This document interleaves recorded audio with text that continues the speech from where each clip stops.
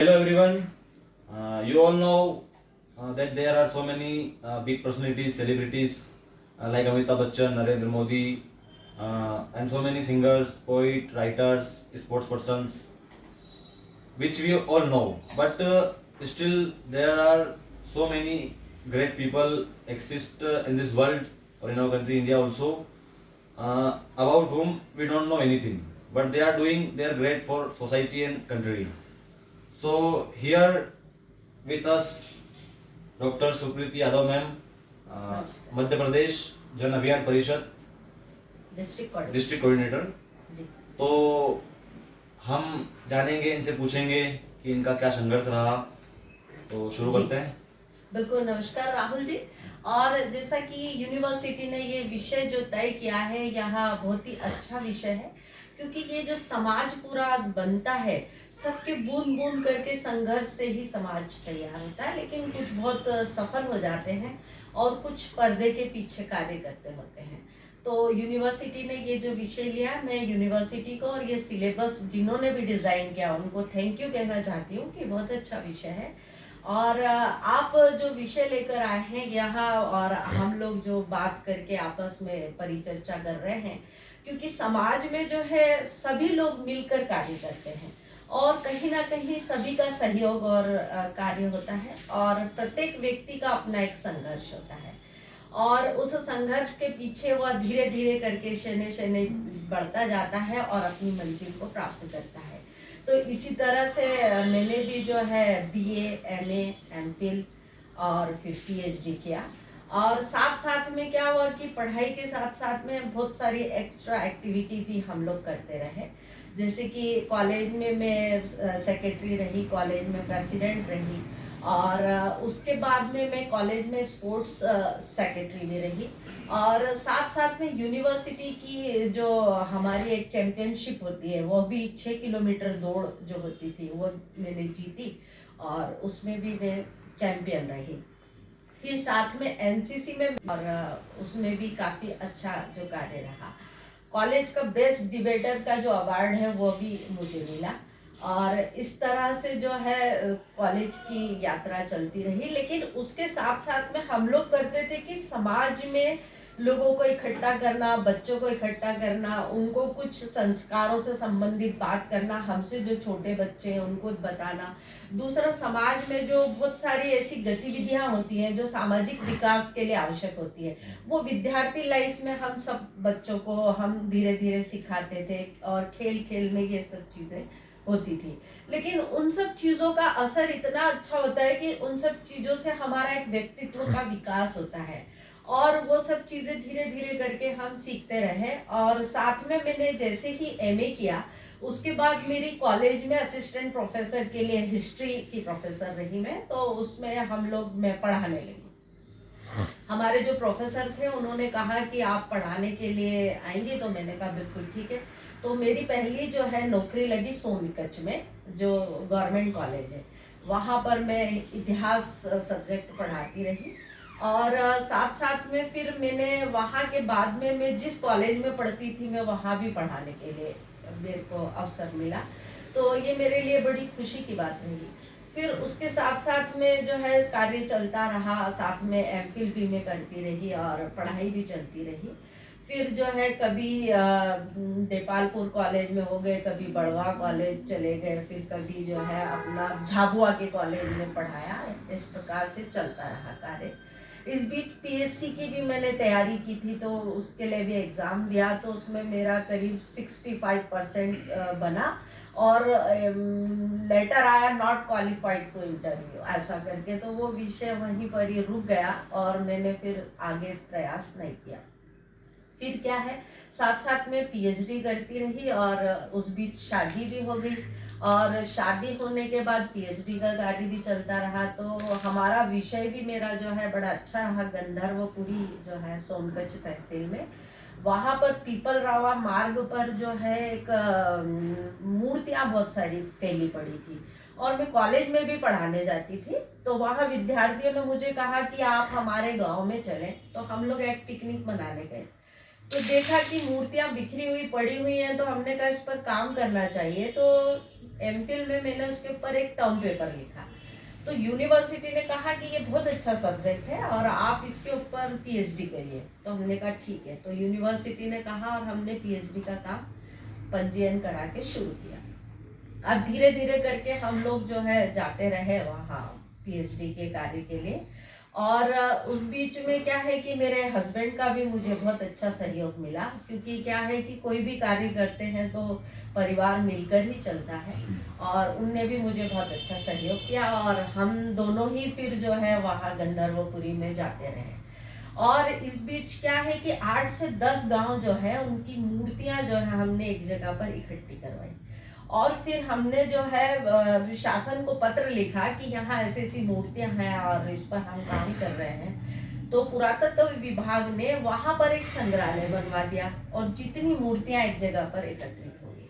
और उस पर मैंने अपना पीएचडी का कार्य सबमिट किया और कार्य चलता रहा। संघर्ष गाथा, नौकरी, फिर वही, क्योंकि जो भी है डॉग पर ही होती थी नौकरी। इस बीच क्या हुआ कि मध्य प्रदेश शासन ने 2007 में जो है एक नियुक्ति के लिए आवेदन मंगवाए और उसमें आवेदन मैंने भरा। और भरने के बाद में फिर एग्जाम हुए रिटर्न और फिर इंटरव्यू हुए। तो उसमें मेरा जो है संभाग समन्वयक के लिए सिलेक्शन हुआ मध्य प्रदेश जन अभियान परिषद में डिस्ट्रिक्ट कोऑर्डिनेटर।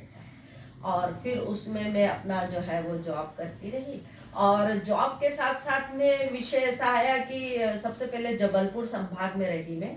जबलपुर संभाग के बाद वहाँ पर 8 जिले रहे। फिर सागर संभाग में रही। फिर सागर के बाद में मैं जो है रतलाम आ गई। रतलाम के बाद नीमच, नीमच के बाद भ्रानपुर, हरदा, और फिर अभी पुनः जो है मेरी नियुक्ति भ्रानपुर में है। तो हम लोगों का जो कार्य है वो पूरा सामाजिक विकास से संबंधित है। और नौकरी में भी क्या हुआ कि जब नीमच में मेरी नियुक्ति थी तो वहां पर गांव है बीसल वासकला। तो वहां पर हम लोग ने गांव वालों की जाके मीटिंग ली और उनको कहा कि अपन को जो है, क्योंकि वहां पर एक मेला लगता है अमावस्या के दिन। तो वो जो मेला लगता है वहां पर ऐसी मान्यता है कि किसी पैरालिसिस के व्यक्ति को ले जाकर स्नान कराते हैं तो वो स्वास्थ्य अच्छा होता है। तो उस गांव में क्या होता था कि बहुत घुटने तक की कीचड़ हुआ करती थी और वो खटिया पर 4 जने उस मरीज को लेके जाते थे। तो ऐसा हमने देखा तो हमने मिलकर उनसे बात की कि क्यों ना अपन इस रोड को कच्चा रोड बनाकर और अपन वहां तक का एक पहुंच मार्ग बनाए। तो कुछ जगह विरोध तो होते ही अच्छे कार्यों की, कुछ लोगों ने विरोध किया, कुछ लोगों ने कहा नहीं हम नहीं करेंगे। और इस तरह से हमने 3-4 मीटिंग गांव में जाके ली। अब धीरे धीरे करके असर ऐसा हुआ कि कुछ लोग तो तैयार हो गए कि हम काम करें और हमने मीटिंग लेके काम शुरू किया। पूरे गांव के लोग इकट्ठे हो गए। कुछ लोगों ने कहा हम अपना ट्रैक्टर जो है गाड़ी भरने के लिए, उसके लिए फावड़े, गेती सब ने दिया और गांव में एक उत्सव का वातावरण बन गया और सब लोगों ने मिलकर श्रमदान किया। और श्रमदान करके क्या हुआ, गांव में ही एक तालाब था जहाँ पे मोर्रम और पत्थर वगैरह थे, वो वहां से खोदे और खोद के उस रोड पे डाला। और डालने के बाद में करीब 3 किलोमीटर का रोड जो है जन सहयोग से हम लोगों ने गांव के सहयोग से तैयार किया। और कुछ लोग बहुत विरोध करे, कुछ लोगों ने रिपोर्ट करी और माता जी की भी कृपा हुई, क्योंकि कोई भी हम नेक कार्य करते तो ईश्वर हमें सहयोग करता है। और फिर वहां पर जो लोग विरोध कर रहे थे उन्होंने ही अपने खेत की 5-5 फीट की जमीन उस रोड के लिए दान कर दी और फिर सब ने मिलकर वहां पर एक कच्चा रोड बनाया। उसकी लागत भी करीब 30 लाख के लगभग बनी और उसका काफी अच्छा सहारा टीवी ने कवर किया उसको कि गांव ने जन सहयोग से ये कार्य किया और हमारे डिपार्टमेंट का सहयोग रहा। और फिर जो है वहां पर कलेक्टर साहब और प्रभारी मंत्री थे पारस जी जैन, वो आए और फिर उन्होंने वहां देखा और सब गांव वालों को, हमारी पूरी टीम को बड़ी बधाई दी और फिर उन्होंने फीता काटकर उस रोड का उद्घाटन किया। और उसके बाद मध्य प्रदेश शासन ने उसमें करीब 2.5 से 3 करोड़ रुपया दान देकर जो सहयोग करके और फिर वो पक्का रोड आज बना है, डामरीकरण जिसका। डामरीकरण। तो इस तरह से कार्य चलता है। और अभी भी हम लोग जो डिपार्टमेंट मध्य प्रदेश जन अभियान से जुड़े हैं, तो सबका साथ और सबका विकास जो कहते हैं कि समाज के अंतिम व्यक्ति तक हम पहुंचते हैं और उनको सहयोग करके और कार्य करते हैं। तो जैसे आपको पद मिलने से पहले जी। जब आपकी कॉलेज लाइफ चल रही थी, स्कूल लाइफ चल रही थी, तो कहीं ना कहीं ऐसा देखने को मिलता है अपने समाज में कि कुरीतियाँ रहती है, कुछ मतलब महिलाओं को इतना बढ़ावा नहीं दिया जाता है। तो ऐसी कुछ समस्या आपको पिछले जीवन में आपको कुछ देखने को मिली थी? वो ऐसा था कि जैसे ही पढ़ रहे थे तो सब बोलने लगे कि अरे अब लड़कियां बड़ी हो गई है, इनकी शादी कर दो, ऐसा ऐसा विषय, और क्या करेंगे पढ़ाकर, ऐसा विषय आता था।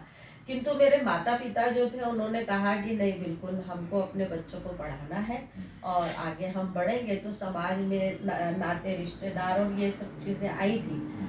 फिर उन्होंने कहा कि हम पढ़ेंगे, और पढ़ाने के बाद पिताजी ने, माताजी ने हमको बड़ा सहयोग किया। मतलब माता पिता का सपोर्ट पूरा रहा पूरा था, रहा, बस ये बिल्कुल। रिश्तेदार और कुछ समाज के हाँ, लोग ये थे, लोग विरोध ये कर विरोध कर रहे थे। बिल्कुल, हाँ।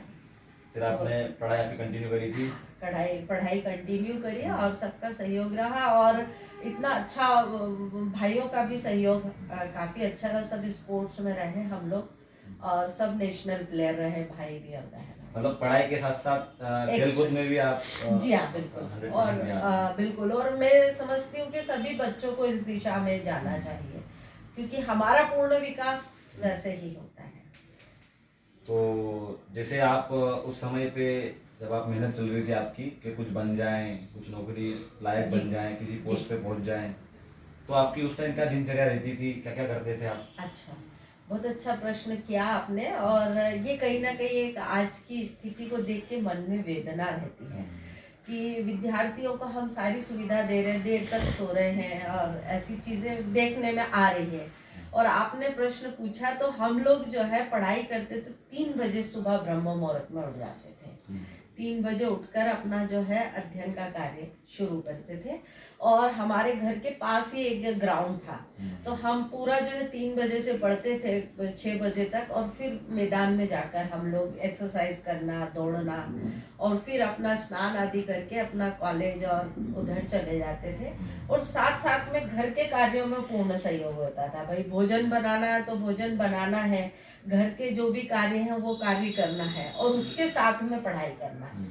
तो ये हमारी दिनचर्या में बिल्कुल रहा कि बिल्कुल घर के जो दैनिक कार्य हैं वो सब कार्य करते हुए फिर अपना बाकी की ओर ध्यान देना, ऐसा। और फिर जब आपकी शादी की बात चालू हुई थी, जी तो उस टाइम कुछ आपको मतलब समस्या आई थी पढ़ाई वगैरह में?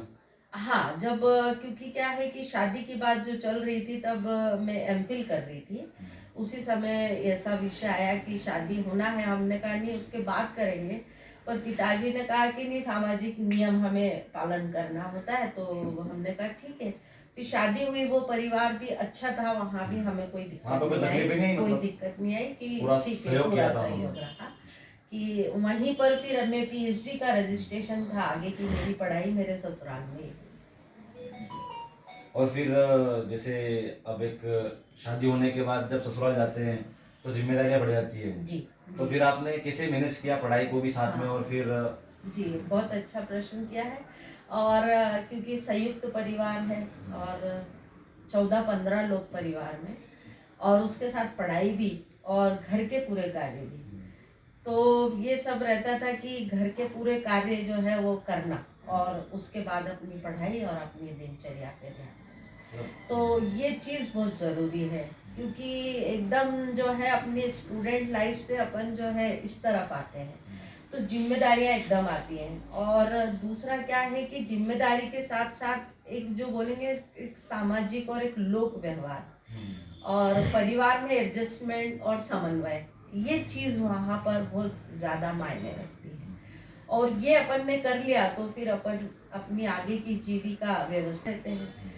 तो अगर ये सब चीज़ें इग्नोर करके और अपन अपने लक्ष्य की ओर अगर ध्यान देते हैं, तो हम ज़रूर सफलता प्राप्त करते हैं। और ये चीज़ बहुत सीखने को मिली, और रोज ही सीखने को मिलती है कि आज हमने ये त्रुटि की है तो कल हमसे वो ना हो, और हम अपने लक्ष्य पर आगे बढ़े।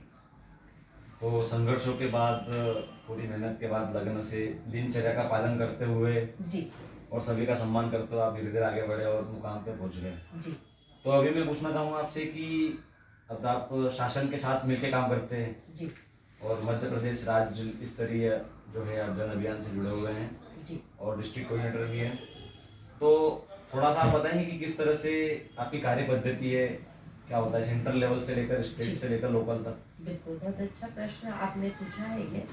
दरअसल क्या है कि हम लोग का जो डिपार्टमेंट है 2007 से मध्य प्रदेश शासन ने इसको शुरू किया है और ये इतना अच्छा डिपार्टमेंट बनाया है जो कि जनता और सरकार के बीच समन्वय का कार्य करते हैं। और ये जो पूरा हम लोग का डिपार्टमेंट का कार्य है, हम लोगों का जैसे क्या होता है कि सप्ताह में हमारी एक मीटिंग होती है जो माननीय कलेक्टर साहब लेते हैं, पीएल की मीटिंग होती है और उसमें जितने भी विभाग के डिपार्टमेंट के ऑफिसर होते हैं सब एक साथ जुड़ते हैं और जिले में क्या विकास के कार्य होने हैं वो वहीं पर सबको कार्य डिस्ट्रीब्यूट होता है और फिर हम लोगों के पूरे एक वार्षिक पूरे लक्ष्य होते हैं, उस दिशा में हम कार्य करते हैं। कुछ हमारे जो है कलेक्टर महोदय के द्वारा दिए हुए टारगेट होते हैं, हम वो पूरे करते हैं और हम लोग इसके साथ साथ में हम लोगों के डिपार्टमेंट में सीएम जो है हमारे अध्यक्ष होते हैं, तो हमारी पूरी मीटिंग्स वगैरह है जो सीएम साहब के द्वारा ली जाती है और पूरा के पूरा हमारा नेटवर्क जो है वो उन्हीं की गाइडलाइन में काम करता तो जैसे आपको जब ग्राउंड लेवल पे जाना पड़ता है, लोगों से करना पड़ता है, है जी। तो किस तरह की परेशानी आपको झेलनी पड़ती है। हाँ, दरअसल क्या है कि जैसे काफी योजनाएं लेकर जाते हैं तो बताते हैं, लोगों को समझाते हैं, तो कई जगह पर विरोध होता है कि नहीं नहीं हम नहीं करेंगे, हम नहीं आएंगे। जैसे हम लोगों की प्रस्फुटन समिति हम बनाते हैं, तो हम लोगों की जो प्रस्फुटन समिति होती है उसमें कम से कम 7 लोग और अधिकतम जितने भी हो सकते हैं। तो उसमें क्या होता है कि जैसे हम महिलाओं को भी लेते हैं, पुरुषों को भी लेते हैं, तो कई जगह पर ऐसा होता है, वही आपने जो बताया रीति रिवाज और इन सब का इफेक्ट होता है कि फिर वो महिलाएं पर्दे में होती हैं, वो आना नहीं चाहती हैं, ये सारी चीज़ें। फिर उनको हमको समझाना होता है कि भाई ये हमारे विकास के लिए, हमारा अच्छा सारी चीज़ें हम समझ पाएंगे, देख पाएंगे। फिर धीरे धीरे करके फिर हम वहाँ जाते हैं, मिलते हैं, फिर उनको समझाते हैं। फिर वो हम जैसे क्या होता है कि कोई भी कार्य हम अगर लेकर जाते हैं समाज में तो उनका एक विश्वास जीतना होता है और जब हम विश्वास जीत लेते हैं तो फिर क्या है कि लोग हमारी बात मानते हैं, समझते हैं और फिर हम बड़े सहजता से कार्य को कर पाते हैं। तो मैम ने अपने संघर्षों के बारे में और जो वर्तमान स्थिति में जिस कार्य पे वो लगे हुए हैं शासन के साथ, उसके बारे में बताया।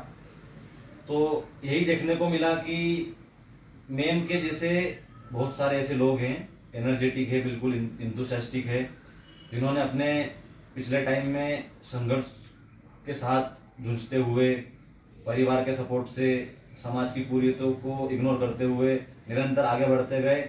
एक अच्छी दिनचर्या का इन्होंने पालन किया और मेहनत और लगन के साथ निरंतर कहीं भी रुके नहीं, हार नहीं मानी और इस मुकाम पे आज पहुंच चुके हैं। और कहीं ना कहीं इनके जो कार्य हैं वो समाज के उत्थान के लिए हैं, देश के उत्थान के लिए हैं। तो बहुत बहुत शुक्रिया मैम। बहुत बहुत धन्यवाद आपका, बहुत अच्छा विषय है।